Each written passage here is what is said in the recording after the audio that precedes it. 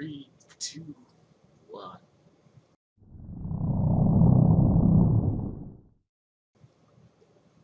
Hello, everybody, and Hi. we're back for another edition of Quest for the Best. Yep.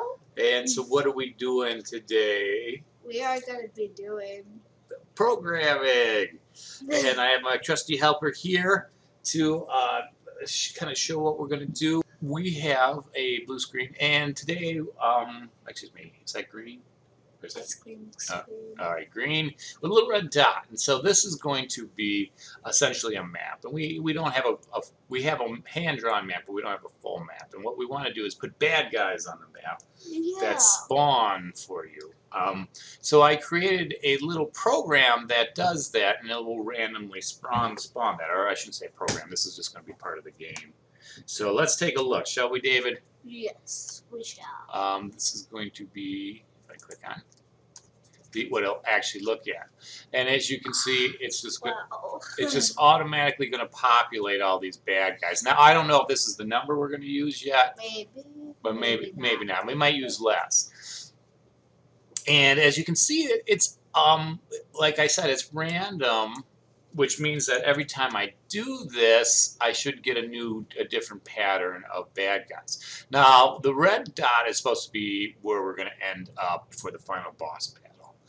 And then we'll probably start down in the bottom left. We don't have to do it that way, but this is just how I'm planning it out. Yeah, because we don't want to be like spawn right next to the boss. Right, we don't want to. Yeah, that'd be a short game if we're or an unwinnable game if the boss is too strong. So we'll probably put some fun stuff like on the journey there that you can go pick up.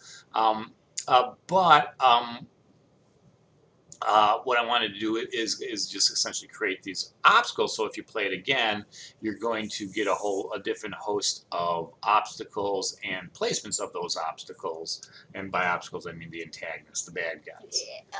And when I first looked at this, it was good. But I think what I wanted to do is make it such that there's more bad guys near the boss, so you get more and more encounters as you get closer and closer. Yeah. So does that sound good? Yes. Okay, so the art guy says yes. So this is what this is going to look like in our, not our game, but how I programmed it. Now I blew it up a little bit, the text, just so that we don't get bogged down by the other things that I'm going to be putting into this portion. But I wanted to go over a few things. First of all, we have the stage width, which is actually just from here to here, and then we have a stage height that goes from here to here. So I have both of those, and then I also take a diagonal length, which is essentially from this corner to this corner, or this corner to this corner, in case I'm going to modify something later on. Sound good? Yeah. For those of you math guys, you'll notice what I'm doing is taking the square root of 2 squares. So this is the power function, which means I'm going to bring it to square it. One of the distances, the width, this screen width, and the screen height distances, you square both of them, add them together, take the square root. That's essentially the distance formula for those of you who remember that from math class. Have you had it in math class yet, David? How do I? The distance formula? No. No. Okay. Okay. So we've only had pi formula. Pi? Oh, that's not bad though. No, I was kidding. Oh, okay. Okay. So what I did to create this then is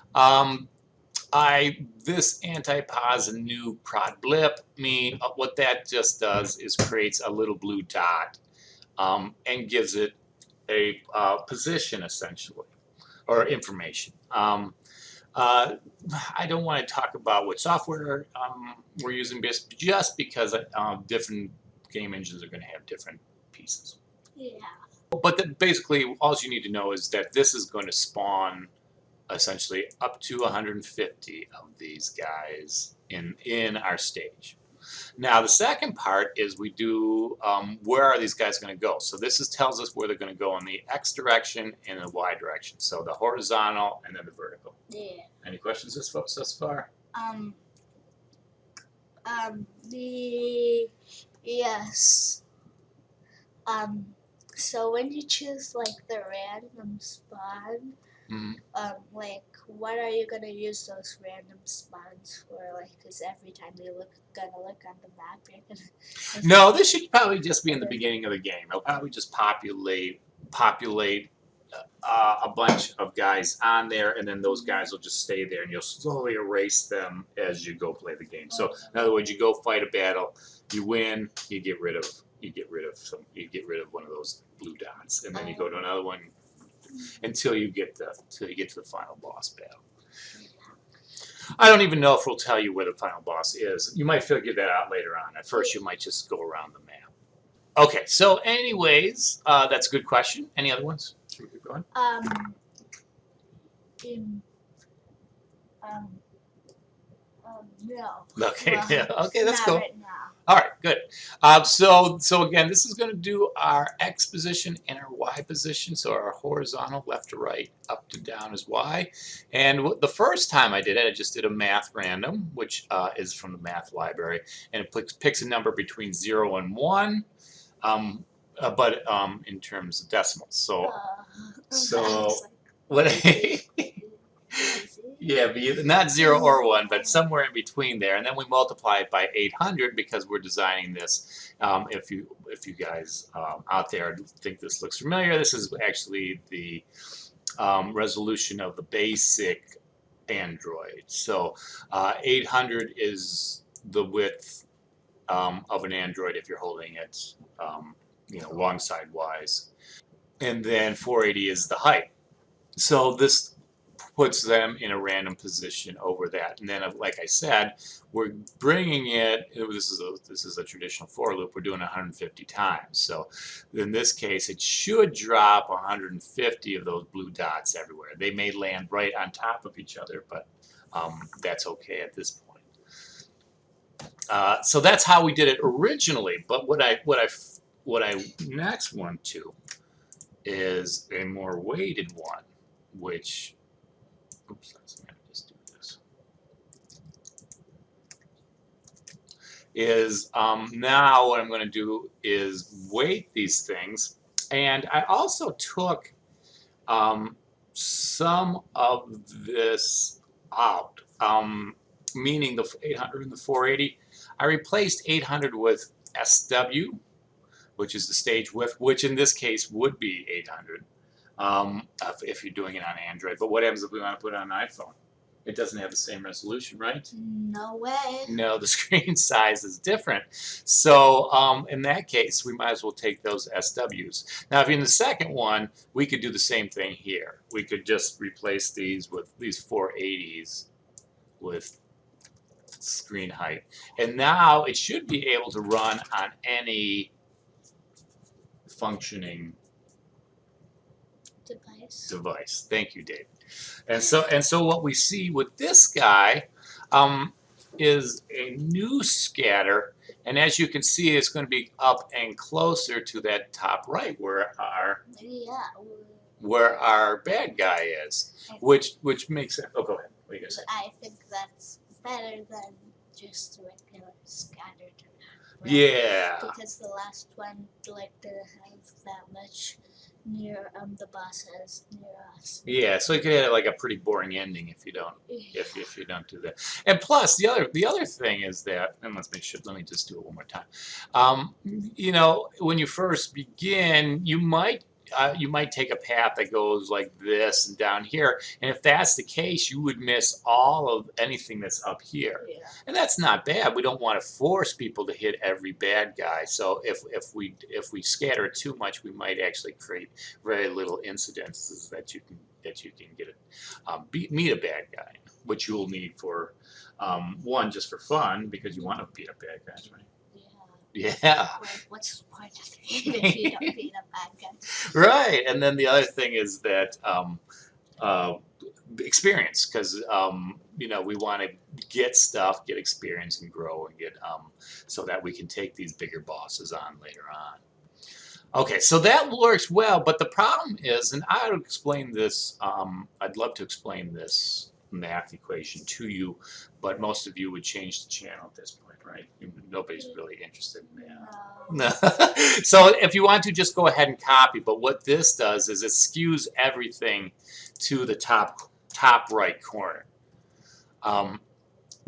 The be wary of two things. The first, you know, everything. There's more. Should be more blue dots here. But the first is that this SH is in front of the Y. That's because in our software, which in this case is Flash or Animate, whichever one, whichever version you're using, Y equals 0 is up here, and then Y equals 480 is down here. If you don't know what I'm talking about, I do some more hardcore videos on a different playlist, but I just want to keep this one simple. So if you don't understand, don't worry about it. If you want to, go ahead and look at my other videos, and also make suggestions. I always take requests for videos, so feel free to do that, and we can walk through this. But that's just a little note. When Y goes positive down, you have to do this. If Y was positive up, we just get rid of this SH minus. But here's the other issue, and this is the bigger issue here. So let's say I move my bad guy somewhere. Let's say I move him right there. Yeah. So now we're still starting from here, and if I do the scatter plot, I still get most of my scatter in the top right. Yeah. So this forces me to do... Put it right there. Right, in the top right. Unless you just want it to be a super easy. Unless you want to, yeah, like this is like, yeah, if you really want to go and fight a lot of people, go this way. Otherwise, you can finish the game really quickly. So then I had to come up with a third option, and let's go ahead and take a look at this. Comment this guy out, and then did you do like slash attract the dots and blue dots toward the red dots? Yeah, so now this is going to attract it no matter where we put that red dot. Let's start with it up in the top right corner so we can still see these the pieces. Again, the math is a little bit more complex. Feel free to write it down and just copy it straight up.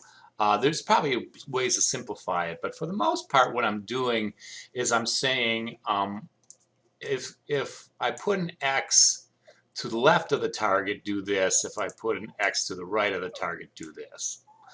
You'll also see this, which I think is the ternary operator, which is this essentially a complex, is just an if statement. It says if this happens and it's true, do this. If this happens and it's false, do this. That's all. So for those are, and again, I have a whole nother playlist where we can talk more about this. The other thing that I probably should point out before we test it out is that I do it for both X and Y. So each time I've done this, I've done an X and a Y version of it, and it gets a little longer each time. Different software packages will allow you to weight random numbers, so you might not have to go through this. I'd check with your game engine or whatever package that you're using. And it can make a world of difference, or make life a lot easier. Okay, let's go ahead and just test this now. So I'm going to hit a Control Enter, and as you can see, just like the original one, we do have a congregation of this. Not all 150 are getting drawn here, so. Because it doesn't look like there's 150 in total. No, there aren't 150 in total. That's actually a piece of the other program that I'm not showing, unfortunately. Oh. We'll take a look at, maybe we'll take a look at that in the future. Because there's more programming up here above this white space, and there's more programming below. I just wanted to keep it kind of simple for today. Let's go ahead and move this guy and do Control Enter. And as you can see now, it's looks like the center is about here, but it is starting to move with the red dot. You're never going to get it perfect. That's the part of that's the problem with all random numbers, is you're always going to get some expected erratic effect. So let's take a unexpected. Unexpected. That's right. Unexpected is a better word. Now you can see it's moved down and a little bit to the right. As you can see, the way I tried to do this is that if I put the red dot here, more bad guys would be to the right. If I move the end bad guy here, I should get more to the left. Just because I figured you're probably going to come this way, and we're not going to put a whole bunch of people. Why put a whole bunch of dots behind them that you may never experience. So as you can see, there should be more dots to the left here because my red dot's over to the right. Yeah. Does that make sense? Kind of, but kind of. What doesn't make sense? Because if you like start from the top right, you're not gonna experience. Yeah, you can still have some problems if you make a straight line. But I may have to modify that later if we do that. Depending on how many interactions we want to make it. In this case, as you can see up here, we wouldn't get nothing. So I might want to blow this up a little bit and expand this out, but that's to be done. The other thing that we need to consider is the map itself. At this point, we have no map. No, this is the map. No virtual map. You have your hand-drawn map. So once we get the hand-drawn map, then we can kind of coordinate this a little bit better. All right. Any questions before we take off? What are we going to have for dessert? That's not a good question. All right. Well, then in that case, give us a sign off. Goodbye. Bye.